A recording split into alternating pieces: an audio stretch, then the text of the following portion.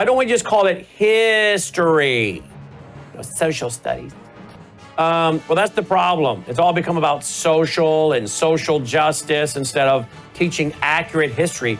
I would venture to guess a lot of young people today don't know anything about D-Day. In fact, a survey was done not too long ago when it comes to the Holocaust. A lot of America's young people don't know anything about the Holocaust. Oh, interesting. All those things are all connected, right? Joining me now is Jim Papp. Jim, welcome to the broadcast. To see you again. You too. Hey, did they call it history or social studies when you were growing up? You know, they tried to do both. I was kind of in a little bit of a transition period there, and it was history to me. I can just tell you that. But isn't that kind of a bogus term, social studies? Oh, it's entirely bogus. Listen, I mean, that was the beginning of the studies effort that is now so prevalent in colleges. Fortunately, they left it to high schools then. But there are reasons to study society. I think there are useful things about it. But the reality is that there are hard facts of history that are critical to our understanding of where we're at now and how that perspective helps us determine, the historical perspective helps us determine what actions we ought to take, either to fix this or that thing or to really restrain ourselves from bad actions. Yeah, absolutely. 100%. Let me just pull that down because that's a commercial. Oh, I hate to do this to you guys in there, but I somehow lost my audio cord. So I would like to play I think we ought to play a little something about D-Day today. We got to play a little history about D-Day. Let's see here. Jim, what do you does our country make enough about D-Day? I mean, don't you think this should be something that we have more as a national holiday? I don't think we need more days where the government, well, maybe we do need more days where the government takes off. Maybe that'd be a good idea. But I think we have Martin Luther King Day now, right? Why do we not have a D-Day, more of a emphasis on that? Yeah, it's a good question as to why we don't. One of the reasons we don't do it as much anymore is natural. Nearly all of the World War II generation has passed away. People who were at adult age then, if they are alive, are in their 100s by now, or their very late 90s.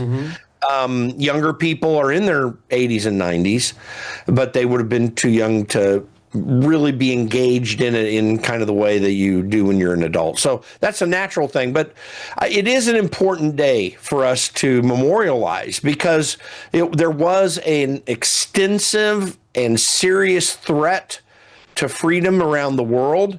Nazi Germany was on the rise and attempting to totally overtake Europe and make it comply with the Nazi regime.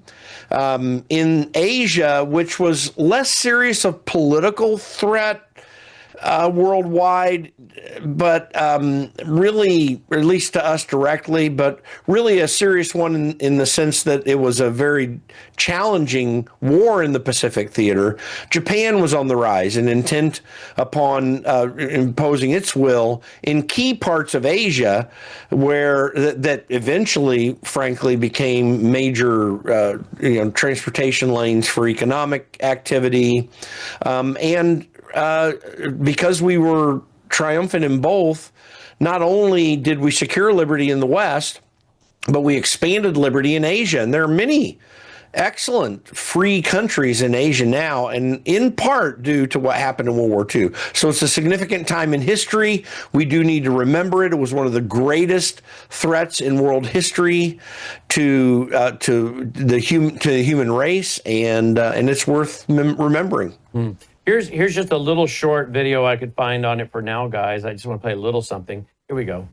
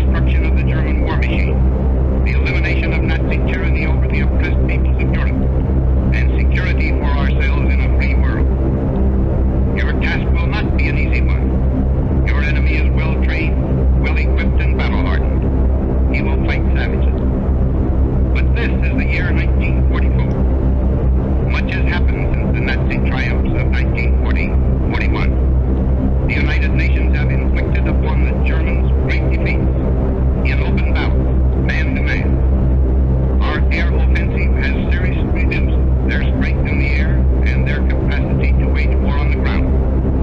Our home front have given us an overwhelming superiority in weapons and munitions of war, and placed at our disposal great reserves of trained fighting men. The tide has turned. The free men of the world are marching together to victory. I have full confidence in your courage, devotion to duty, and skill in battle. We will accept nothing less than full victory. Good luck, and let us all beseech the blessing of Almighty God upon this great and noble undertaking. I could be mistaken, but that sounded like the voice of General Eisenhower, did it not? Yeah, that was Eisenhower. They transmitted that to the troops just before the operations were beginning. To be candid, while he was making that statement, he had no clear understanding whether this was going to be successful or not. It was planned extensively and over many months, secretly, and successful in their keeping it secret. But there were questions about the weather.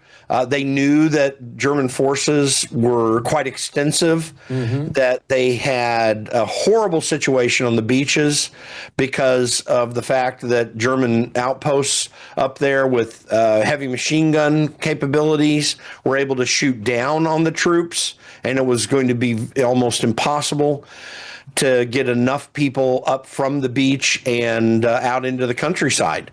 And they knew they were going to take heavy losses. And you know, you watch films about it, you recognize how much that was, read the history of it. So he was saying that in a very positive tone. He did not have a highly positive attitude about it, at least not at that stage. Let me show you just one more little clip here. I think this is from the History Channel. Here we go.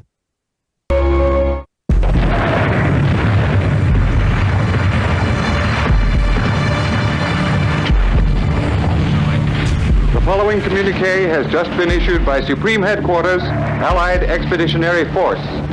Under the command of General Eisenhower, Allied naval forces, supported by strong air forces, began landing Allied armies this morning on the northern coast of France.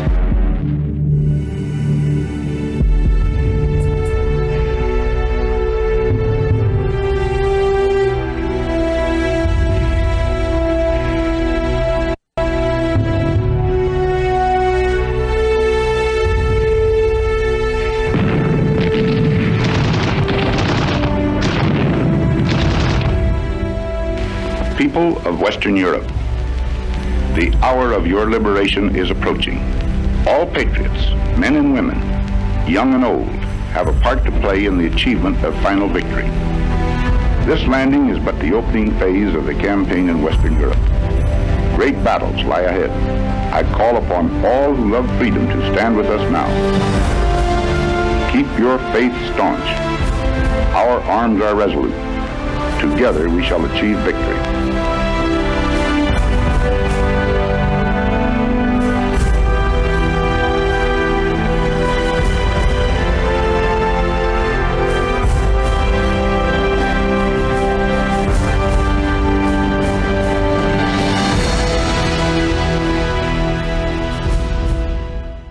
Wow. 81 years ago today, landing their D-Day. Closing comment before we move to another topic? No, listen, this was one of the most, it was actually the most tremendous military engagement in human history. The largest engagement, or at least pretty close there to, maybe, I think absolutely the largest in military history.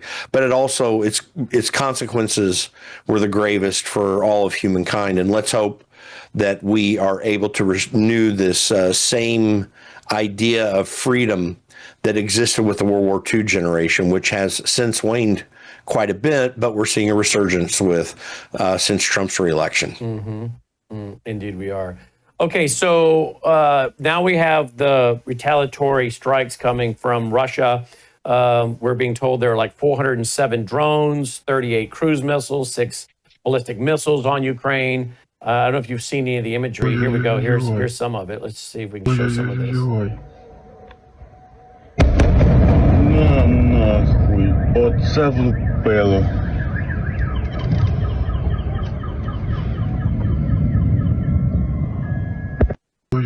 All right, there you go. We're getting a lot of footage out of this. That's the thing about social media today. When you and I were growing up, you had to actually have physical camera people over there. Now you're getting footage from all over the region by people on their cell phones.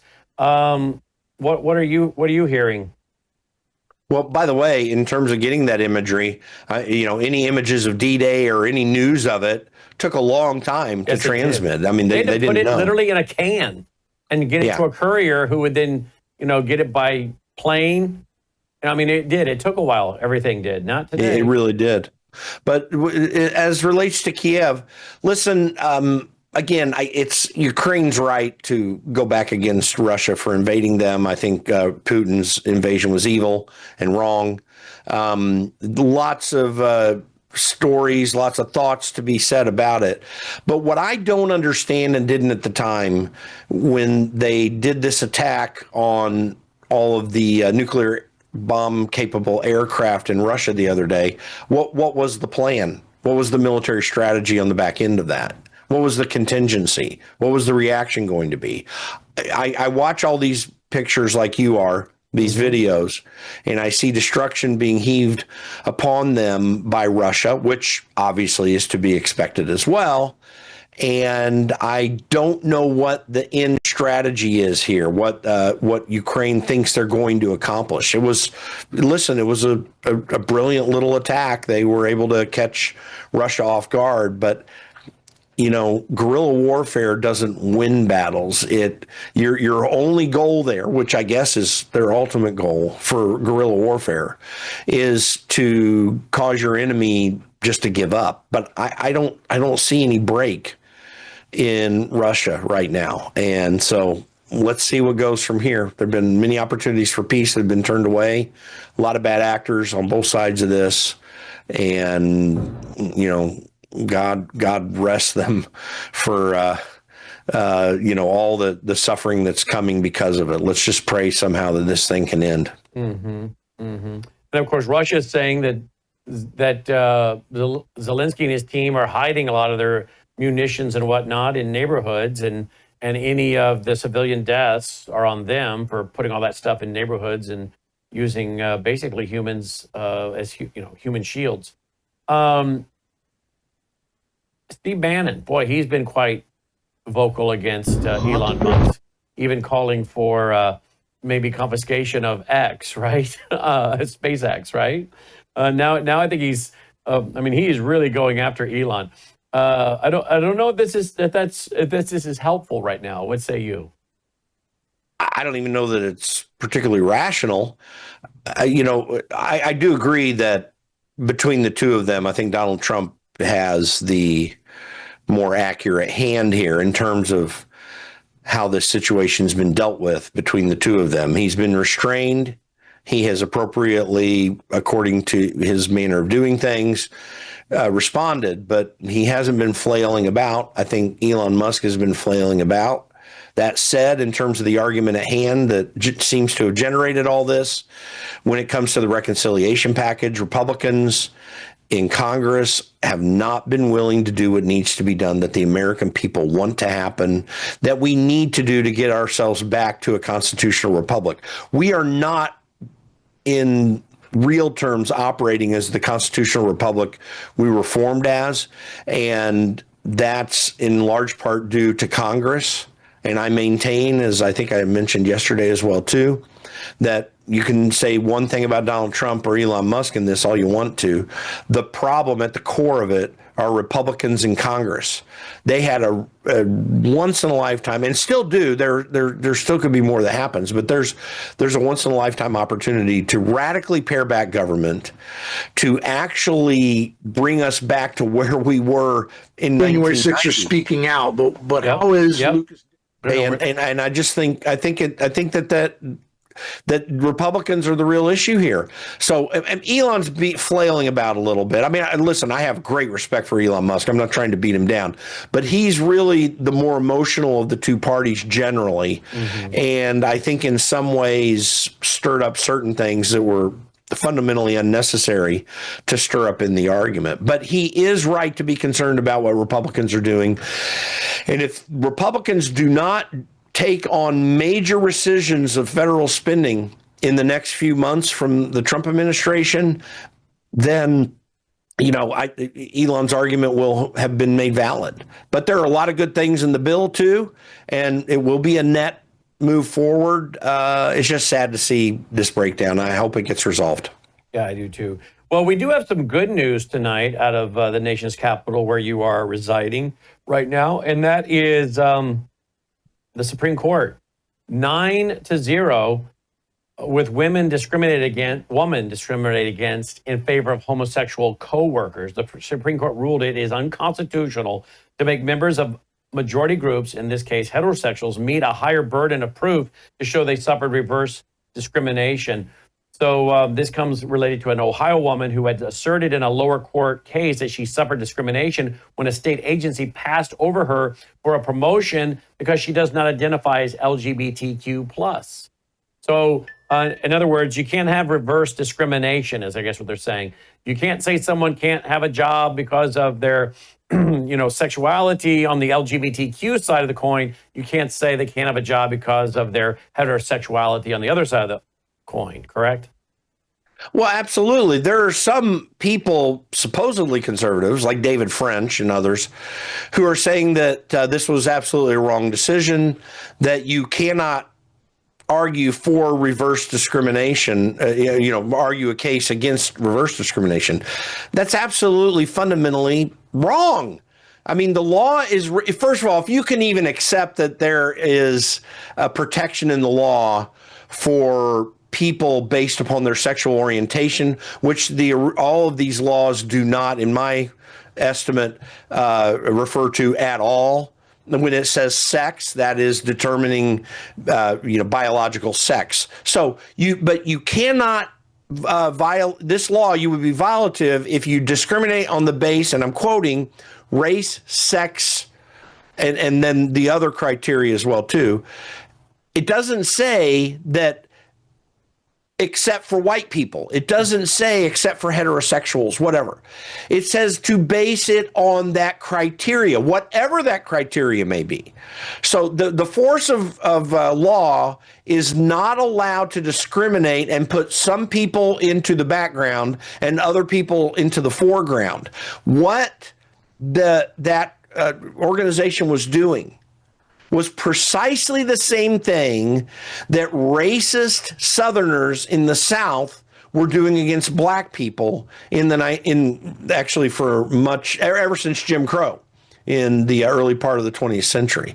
So it's the same thing. It just is towards white people. And there's no doubt, on a population basis, there are more white people than any other particular race in this country. But the reality is that the law was written to stop discrimination of any sort and to have a colorblind society and a sex-neutral society that allows everyone to, rise up according to their achievements and capabilities and skills, not someone's preference based upon something that they don't like of the nature of that person. Yeah. Here's the other one. Unanimous decision, another one. There's 3 of them that were unanimous. Unanimous Supreme Court decision comes to Mexico suing gun makers. And they said, I'm sorry, your case doesn't meet the criteria of the bill. Supreme Court hands down a unanimous 9-0 victory in Smith Wesson Inc. versus Mexico. This is a massive win for the Second Amendment and the protection of lawful commerce in arms. So there you go. Against the backdrop of the law, Mexico's complaint does not plausibly allege that the defendant manufacturers aided and abetted gun dealers' unlawful sales of firearms to Mexican traffickers. To begin, the complaint sets for itself a high bar, does not pinpoint as most aiding and abetting claims do, any specific criminal transactions that the defendants allegedly assisted. Instead, it levels a more general accusation that all the manufacturers assist some number of unidentified rogue dealers in violation of various legal bars. The systemic nature of the charge cannot help but heighten Mexico's burden. To achieve it must be backed by plausible allegations of perverse, systemic, and culpable assistance, end quote. So that's a second good 9-0 decision. Which is kind of shocking, to be honest with you. Yeah, there's apparently some rationality still in the court, even amongst one of the justices who can't define what a woman is. So, Yes.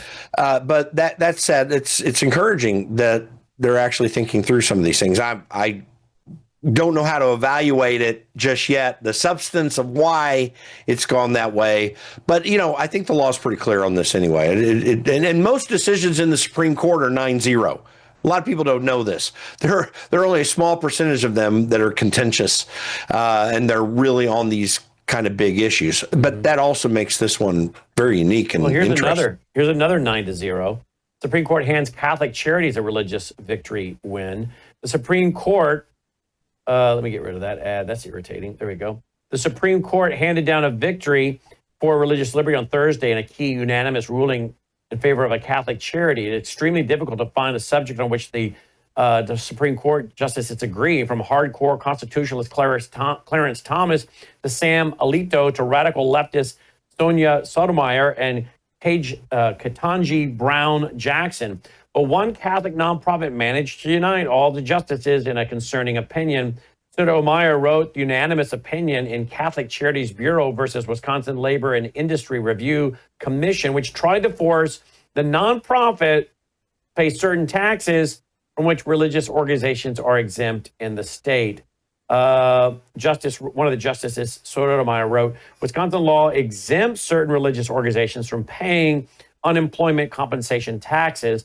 The relevant statute exempts nonprofit organizations operated primarily for religious purposes and operated, supervised, controlled, or principally supported by a church or convention or association of churches, or it goes on to say, petitioners, Catholic Charities Bureau, Inc., and 4 of its sub-entities sought this exemption as organizations controlled by the Roman Catholic Diocese of Superior, Wisconsin. Apparently, I guess the government of Wisconsin was wanting to say that their practices were not somehow exclusively for religious reasons, which really, do we want the courts now deciding what's for religious reasons and not? I mean, when you got wacko religions out there, if I may say so, in my opinion, like, I don't know, Scientology?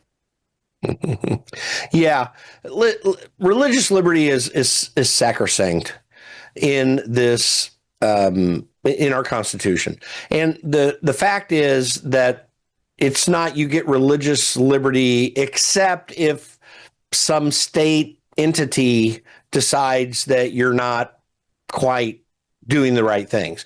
Like the state has no right to determine what religion is or how it should be practiced.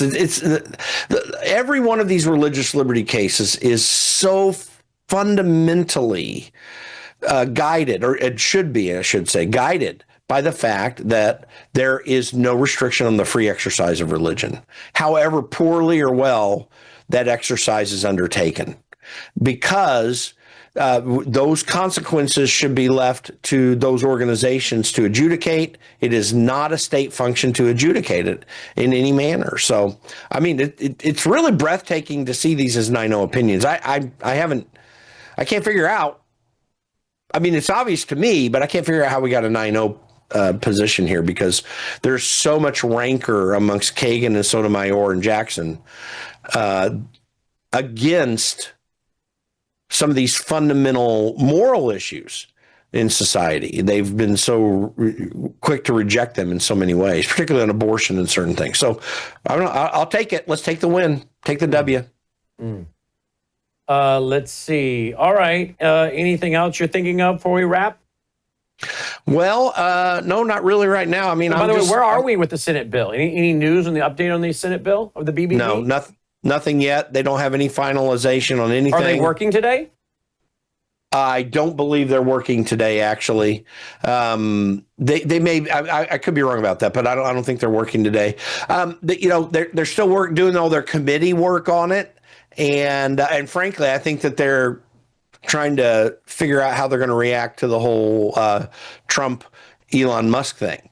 So that's still happening. But one thing, and we can talk about it at another time, but let's keep in our eyes the legal efforts by 19 states to stop Trump's executive orders related to election law.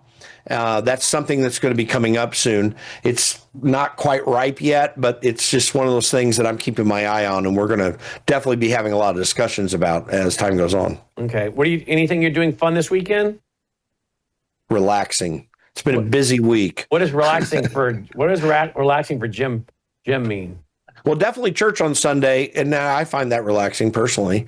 But my wife and I, we just try to spend a lot of our time together. I mean, we take our marriage seriously, but we actually love our marriage, and we'll sit around and talk for a while. We'll take a drive for a little bit. And just enjoy one another's company. And I always pull aside on Saturdays and do a little bit of work. There's always something going on. But it's just nice to be able to give her some focus, because I'm not as focused on her in the week as I like to be in the evenings. And the other thing is, Sunday night, I'm going to be watching the second NBA Finals game. I'm an Indiana Pacers fan from the days when they were in the ABA. I'm a native of Indianapolis, and what an exciting win last night. My wife and I were really enjoying it. Well, good.